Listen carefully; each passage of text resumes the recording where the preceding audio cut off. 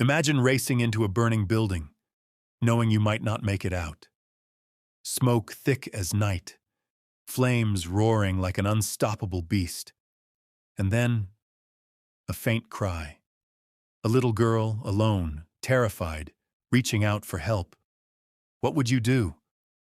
Daniel Hayes had been a firefighter for 20 years, but as he gripped the steering wheel, a tight knot formed in his stomach. He had seen too much. Raging infernos swallowing homes, people trapped behind walls of flame, the look in a victim's eyes when they knew they wouldn't make it. But this call, this one felt different. A fire in a high-rise apartment complex. Multiple people trapped. Smoke already thick in the air before they even arrived. Beside him, Ethan Carter, fresh out of training, adjusted his gear with shaky hands. It was his first big fire. The kind that changes you.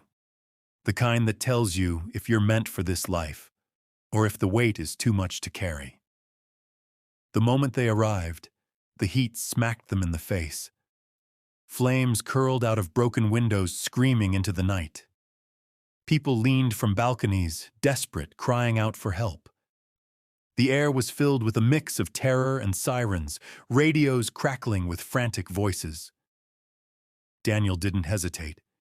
He grabbed his axe, motioned for Ethan to follow, and ran straight into the fire. Smoke swallowed them whole. Inside, the air was thick, suffocating. Visibility was near zero, but they moved with purpose, guided by instinct, by training, by the unspoken bond that firefighters shared, the knowledge that they would risk everything for people they had never met. A woman was trapped on the second floor, a child in her arms, their faces streaked with soot. Daniel reached her first, lifting a beam off their path while Ethan guided them out. But there were more. There were always more. Every scream, every muffled cry from behind closed doors was another life waiting to be saved. On the third floor, a man lay unconscious, smoke inhalation already stealing his breath. Daniel and Ethan pulled him up, their bodies screaming in protest as they dragged him to safety. The stairwell collapsed behind them just as they crossed. No going back now. Then came the explosion. A wall of fire erupted from the upper floors, the impact knocking Daniel off his feet. His helmet rolled away, and for a second, all he could hear was ringing. When his vision cleared, he saw Ethan, pinned beneath a fallen beam, struggling, his face twisted in pain. Daniel's muscles burned as he lifted, using every ounce of strength to free him. Ethan gasped for air, pulling himself out just as the ceiling above them groaned, ready to give way. "Go!" Daniel yelled, pushing him toward the exit. Ethan hesitated, eyes wide, but Daniel didn't wait. He turned toward the staircase, what was left of it.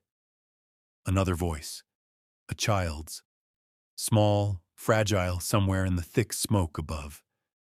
His feet moved before his mind could argue. Ethan's voice called out behind him, but he didn't stop. He climbed, step by crumbling step, fire licking at his heels. The walls crackled, the building groaning under its own destruction. And then he saw her. A little girl, no older than 5, curled in the corner of a burning room, arms wrapped around a stuffed bear, tears streaking down her soot-covered face.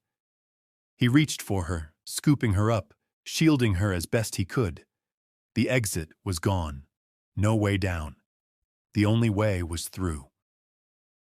His lungs screamed for air, legs trembling beneath him.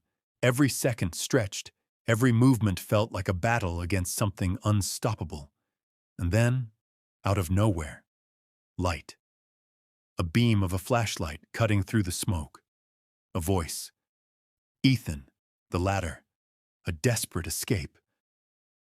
Daniel climbed, holding the child close, every step a battle, the fire raging below.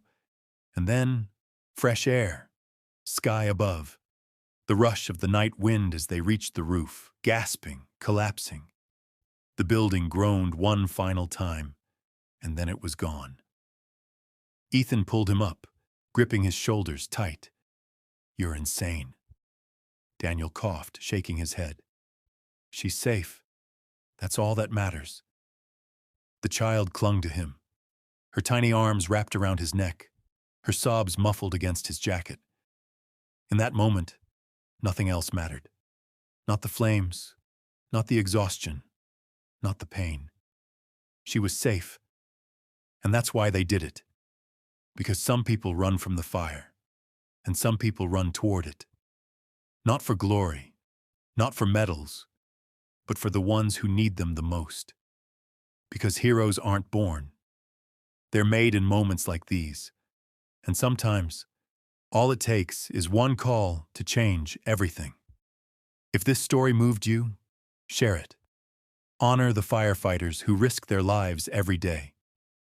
They don't do it for recognition. They do it because when the alarm rings, there's no hesitation, only action, only courage, only the belief that every life is worth saving. Heroes don't always wear capes. Sometimes they wear soot-covered gear and risk everything for a stranger. If this story moved you, Shah,